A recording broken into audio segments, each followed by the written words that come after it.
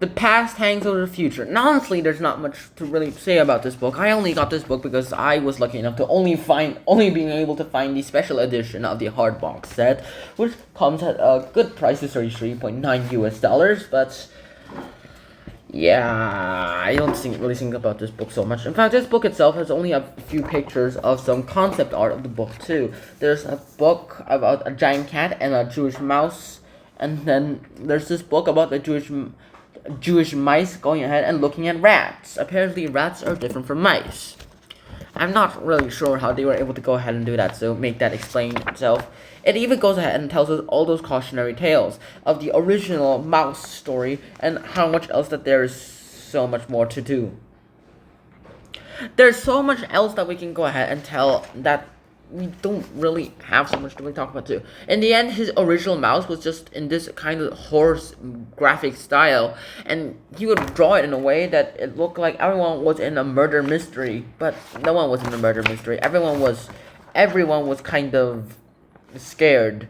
His original mouse was always kind of unique. The original mouse story was supposed to be told in a bedtime story style.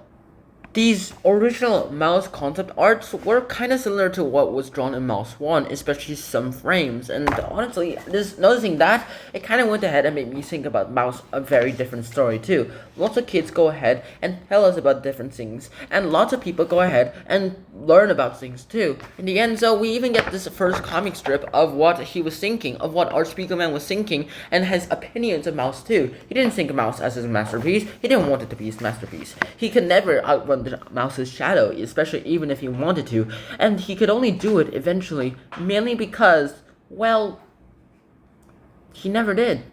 He just stopped caring about it too.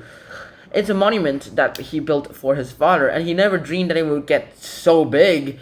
And yeah, he originally wanted this to be part of a comic strip called Funny Animals, but eventually he turned it into the best-selling Mouse, a story about his father in the comic book style.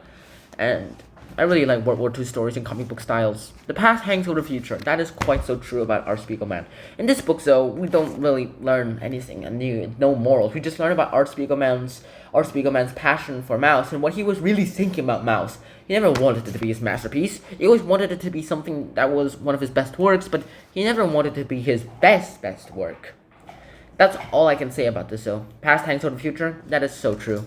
I really hope you guys enjoyed this episode, so I hope to see you guys soon. Until next time, Shahana, peace. Bye-bye. Gotta go.